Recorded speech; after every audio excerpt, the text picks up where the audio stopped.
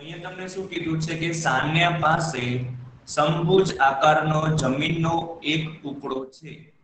તમે આકૃતિ તમને નીચે આપેલી છે એ પ્રમાણે અહીંયા આકૃતિ હું દોરી દઉં છું.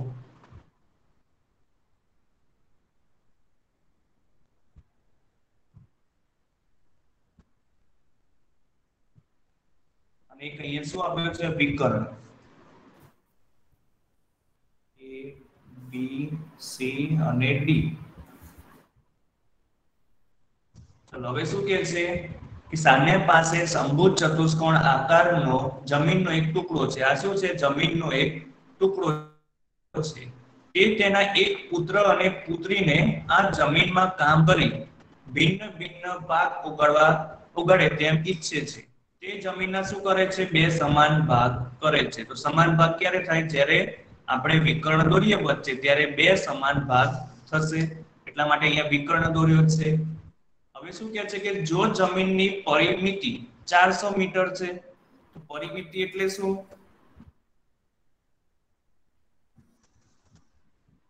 ચારે બાજુના માપનો સરવાળો.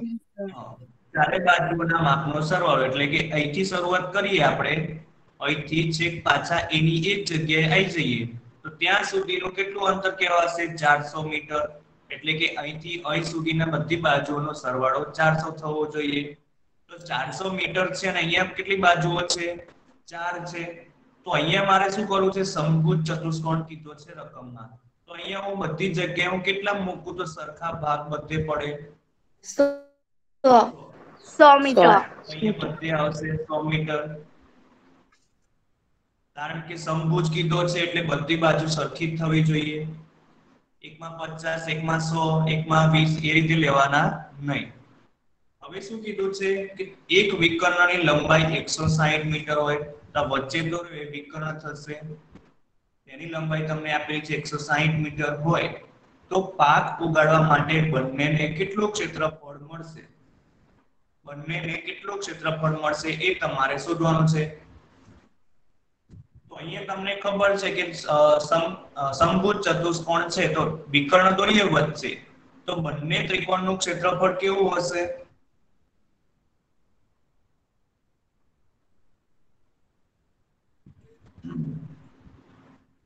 સરખું. સમભુજ ત્રિકોણ છે, વચ્ચે વિકર્ણ દોરીએ તો જેટલું ત્રિકોણનું ક્ષેત્રફળ ABD નું હોય, ABD નું ક્ષેત્રફળ હોય એટલું જ આ ત્રિકોણનું બી હોય, DCB નું. તો અહીંયા આપણે શું કરશું? બંનેમાંથી કોઈ એક ત્રિકોણનું આપણે ક્ષેત્રફળ શોધી લઈશું. તો અહીંયા તમને ઉદાહરણની અંદર બે રીત આપેલી છે. તમે પહેલી રીત બી કરી શકો છો અને બીજી રીત બી કરી શકો છો. અને મારા નજરમાં બીજી રીત એકદમ ઈઝી છે.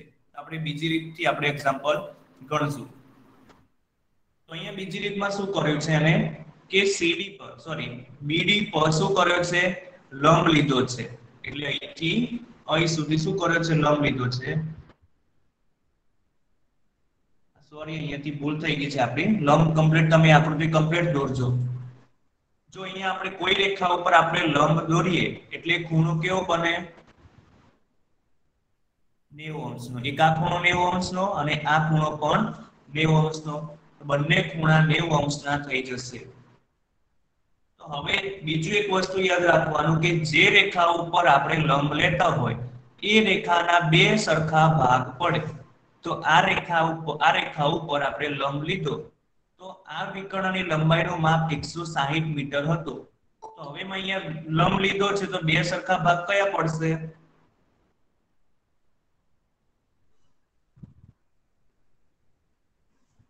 આ જેટલો ભાગ હોય ને એટલો જ આ ભાગ થવો જોઈએ.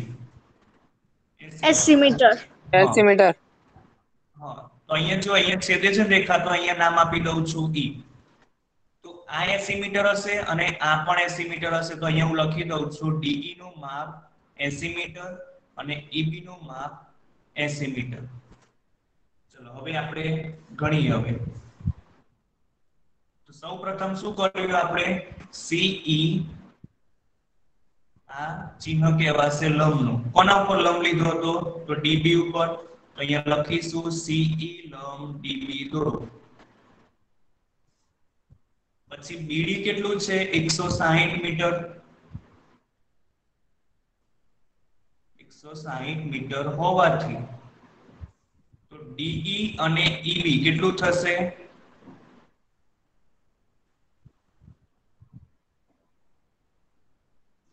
ડીબી 160 છે તો ડી થી ઈ અને ઈ થી બી કેટલું થશે? 80 મીટર. 80 મીટર. તો બંનેનું માપ પણ 80 મીટર થશે.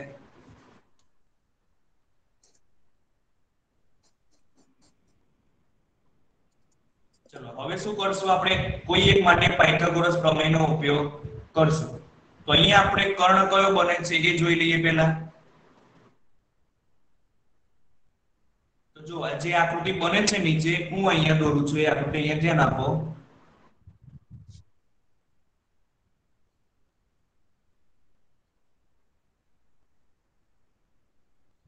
હું કયા ત્રિકોણ માટે લઉં છું? આ ત્રિકોણ માટે. તો કાટખૂણો ક્યાં બને છે? ઈ ઉપર. તો અહીંયા હું દોરી દઈશ ઈ. તો બાકી શું રહ્યા? ડી અને સી. તો આ થઈ ગઈ. આ જે નીચે આકૃતિ છે એને મેં શું કરી છે? છતી કરી દીધી છે ખાલી. તો હવે આપણી પાસે કોનું માપ છે? ડીસી નું માપ છે કેટલું? 100 મીટર. પછી કોનું માપ છે આપણી પાસે? ડીઈ નું. ડીઈ કેટલું છે? 80 મીટર. તો આપણે શોધવું શું છે? ઈસી. ઈસી એટલે તમારે લંબનું માપ તમારે શોધવાનું છે.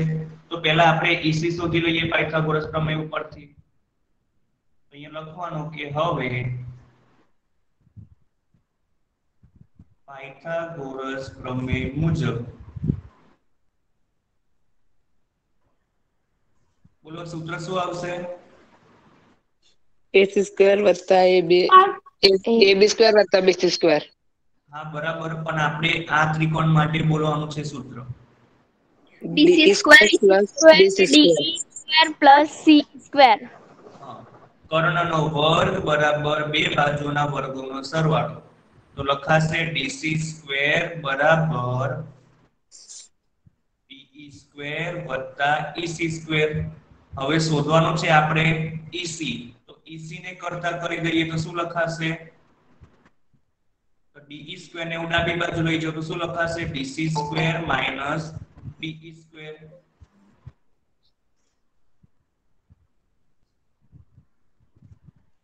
ચલો હવે EC સ્ક્વેર છે તો સ્ક્વેર ને હું પેલી બાજુ લઈ જાઉં જમણી બાજુ તો શું થઈ જાય? વર્ગમૂળ.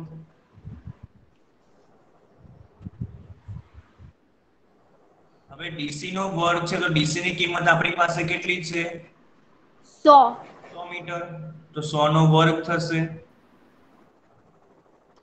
માઈનસ DE નો વર્ગ છે તો DE ની કિંમત કેટલી છે આપણી પાસે? 80 મીટર. 80 નો વર્ગ થશે. હવે 100 નો વર્ગ કેટલો થશે? 10,000. 10,000 માઈનસ 80 નો વર્ગ 6400. હવે ચલો બાદબાકી કરો. આની શું આવે છે?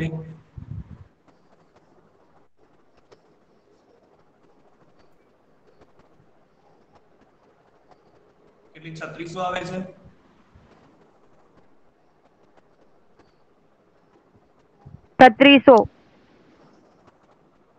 છત્રીસો બરાબર છે ને? Yes sir. ઓકે. હવે 3600 નું તમારે વર્ગમૂળ કાઢવાનું છે 60. તો અહીંયા તમને EC નું માપ મળી ગયું 60 મીટર. EC શું હતો? આપણે લંબ લીધો હતો એ હતો. હવે શું કરશું? આપણે આ ત્રિકોણનું ક્ષેત્રફળ શોધી લઈશું. ચલો હવે ત્રિકોણનું ક્ષેત્રફળ શોધી દઈએ. તો માટે ત્રિકોણ કયો બને છે? BCD. ત્રિકોણ BCD નું ક્ષેત્રફળ બરાબર સૂત્ર શું છે આપણી પાસે? 1/2 ગુણ્યા પાયો ગુણ્યા વેગ. સર પેલું સૂત્ર નહીં આપવાનું? બે બાજુના ગુણાકાર વાળું. આ બીજી રીત છે. આપણી પાસે જો તમે પાયો પણ છે અને વેગ છે. જો પાયો અને વેગ હોય તો તમારે આ સૂત્રનો ઉપયોગ કરવાનો. અને જો પાયો અને વેગ આપણને આપેલો જ ના હોય તો તમે હેરોનના સૂત્રથી તમે દાખલો ગણી શકો છો. આ મેં તમને બીજી રીત ગણાવી છે. અને તમારે આ સૂત્રનો ઉપયોગ ના કરવો હોય તો તમે પહેલી રીતમાં તમે જોઈ શકો છો. એની અંદર હેરોનના સૂત્રનો ઉપયોગ કરીને દાખલો ગણ્યો છે. તો બંને રીત તમે એક એક વાર ગણી નાખજો એટલે કદાચ કોઈ એક રીત તમે ભૂલી જાવ તો તમને બીજી રીત આવડે. હવે જો 1/2 એમ ના એમ હવે ત્રિકોણ કયો લીધો છે BCD માટે 160 C અને D. તો એને હું શું કરું છું પહેલા હું છતો કરી દઉં છું ત્રિકોણને. તો C છે તો અહીંયા C અને આ કયો છે DB તો અહીંયા હું લખી દઈશ DB. અને વેધ કયો છે C થી સીધો અહીંયા નીચે E. તો અહીંયા પાયો કોને કહેવાય તો જે નીચેની જગ્યા હોય ને નીચેની રેખા એને પાયો કહેવાય. તો પાયો કયો થશે D થી B સુધી એટલે DB ગુણ્યા વેધ એટલે કે અહીંથી આપણે લંબ લીધો એને કહેવાશે વેધ. 1/2 ગુણ્યા DB નું માપ શું છે 160 DB 160 છે અને વેધ નું માપ શું છે CE આપણે હમણાં શોધ્યો. CE અને EC બંને એક જ. તો અહીંયા આપણે 60 મીટર 60 મીટર 60 હવે 16 તાલી 4800 મીટર સ્ક્વેર. મીટર તો આ થઈ ગયો આપણો જવાબ. બોલો ખબર પડી ગઈ બધાને? Yes sir.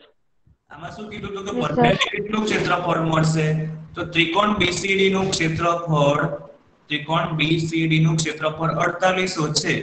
તો ત્રિકોણ ABD નું કેટલું હશે 4800 Very good. 4800 ઓકે લખવાનો બાકી હોય તો લખી દો.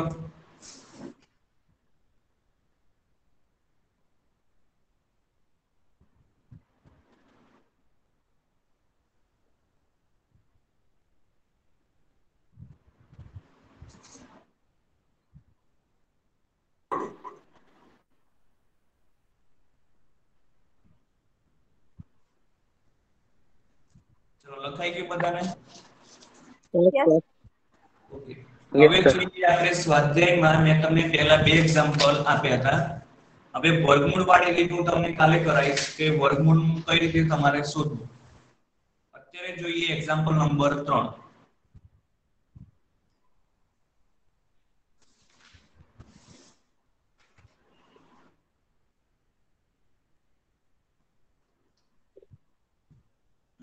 હવે શું કહે છે કે રાધાર રંગીન કાગળનો ઉપયોગ કરી આકૃતિમાં બતાવ્યા મુજબનું હવાઈ જહાજનું ચિત્ર તૈયાર કરે છે. એટલે કે વિમાનનું ચિત્ર અહીંયા તૈયાર કરે છે. તો આ માટે વપરાતા કાગળનું કુલ ક્ષેત્રફળ તમારે શોધવાનું છે. તો સૌપ્રથમ બધા આકૃતિ દોરો અત્યારે ચલો.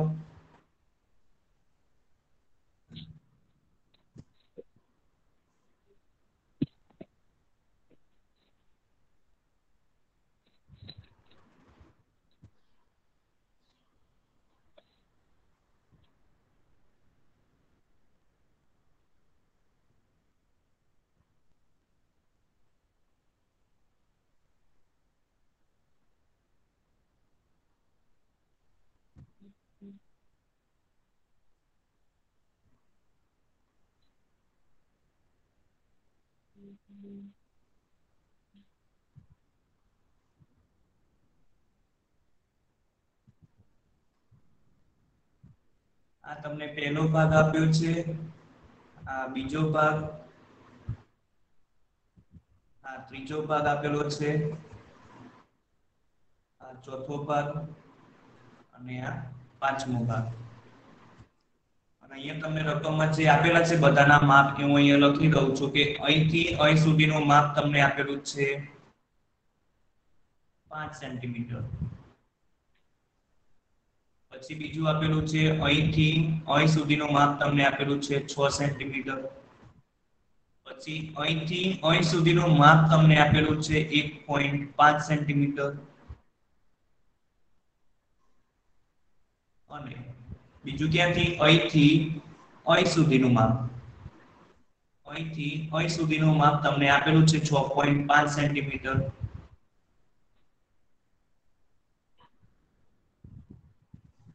અને આ જે ત્રાસી લાઈન છે એનું માપ તમને આપેલું છે 1 સેન્ટીમીટર.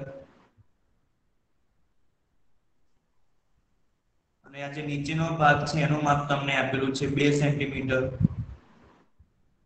અને અહીંનું માપ પણ તમને આપેલું છે 1 સેન્ટીમીટર. તો આકૃતિમાં જે હતું મેં અહીંયા દોરી દીધું છે. બધાને આકૃતિ દોરાઈ ગઈ? Yes sir. સર પાછળનું પેજ બતાવો. શું થયું? પાછળનું પેજ અમે લખાવ્યું. હા, ચલો ઝડપ કરો.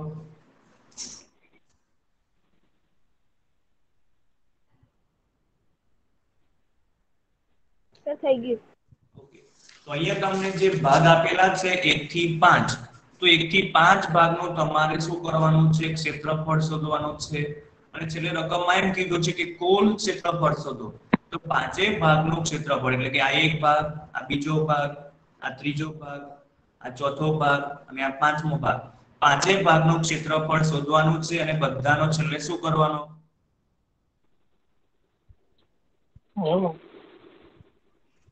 સરવાળો કરવાનો. કારણ કે આપણને શું કીધું છે કે કુલ ક્ષેત્રફળ શોધો.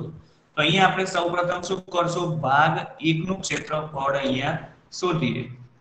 અહીંયા હું શરૂઆત કરું છું કે ભાગ 1 માં, તો ભાગ 1 કેવો દેખાય છે એની આકૃતિ દોરી દઉં. ત્રિકોણાકાર છે જુઓ. તો ભાગ 1 માં ત્રિકોણ આવેલ, ત્રિકોણની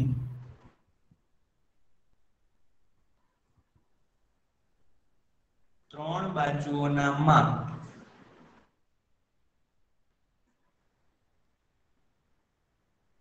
કયા કયા છે? તો 5 સેન્ટીમીટર, 5 સેન્ટીમીટર અને 1 સેન્ટીમીટર.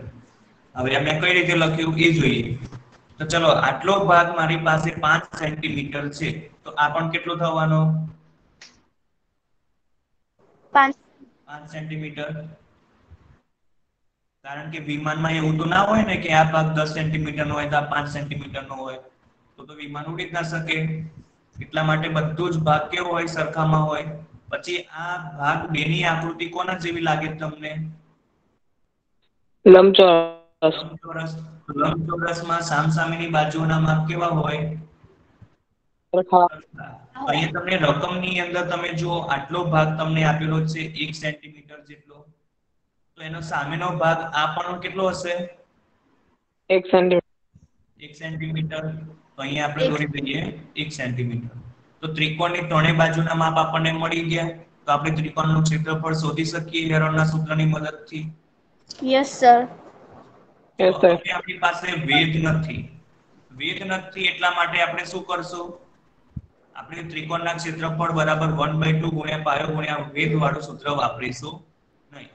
પણ તમારે કદાચ વેધ દોરીને તમારે એક્ઝામ્પલ ગણવું હોય તો કદાચ લાંબો થઈ જાય, પણ તમે જવાબ લાવી શકો છો. જેમ આપણે ઉદાહરણ 6 માં ગણ્યો એવી રીતે. સર તમે 1 સેન્ટીમીટર લખ્યું પણ ચોપડીમાં તો આપ્યું નથી. નથી આપેલી તો કઈ વાંધો નહીં. તમે એક રીત તો આપેલી હશે ને, પેલી હેરોનના સૂત્ર વાળી. ચોપડીમાં હેરોનના સૂત્ર વાળી રીત આપી છે ને? એમની 1 સેન્ટીમીટર લખ્યું છે ને પણ ચોપડીમાં આપ્યું નથી 1 સેન્ટીમીટર. કે અહીંયા 1 સેન્ટીમીટર? હા. બધા નથી આપ્યું અહીંયા 1 સેન્ટીમીટર? છે સર. સર નથી. આ તો સર અમારી ચોપડીમાં નથી. હશે તો પ્રિન્ટેડ નહીં થઈ હોય તો લખી દેજો, ના આપી હોય તો. ચલો, અહીંયા આપણે ત્રણ બાજુના માપ કઈ રીતે મેળવ્યા બધાને ખબર પડી ગઈ ને? Yes sir. ઓકે, હવે આપણે શેની જરૂર છે? શેની જરૂર છે હવે ક્ષેત્રફળ શોધવા માટે? અર્ધ પરિમિતિ. હા, તો અર્ધ પરિમિતિ શોધીએ હવે. s બરાબર a plus b plus c ભાગ્યા 2. તો a b c શું છે? ત્રણ બાજુઓ. તો ત્રણ બાજુઓના માપ આ રહ્યા. તો 5 + 5 + 1 ભાગ્યા 2. 5 ને 5 10 ને 11 ભાગ્યા 2. તો અર્ધ પરિમિતિ તમને મળી ગઈ છે. તો હવે તમારે ભાગ 1 નું ક્ષેત્રફળ શોધવાનું.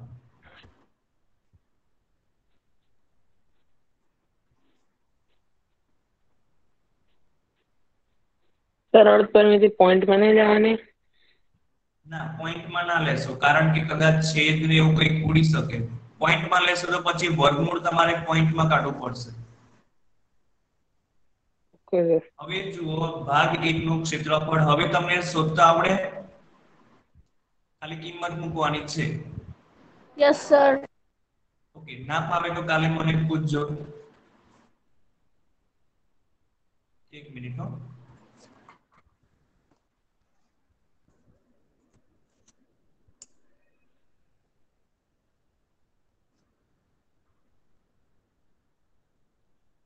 ઓકે, હવે મારો ક્લાસ છે 9:45 છે, તો અત્યારે આપણે અહીં સુધી રાખીએ છીએ. પછી બાકીના ભાગનું ક્ષેત્રફળ હું તમને કાલે સમજાવીશ કઈ રીતે લખવું. પેજ થોડું નીચે કરો.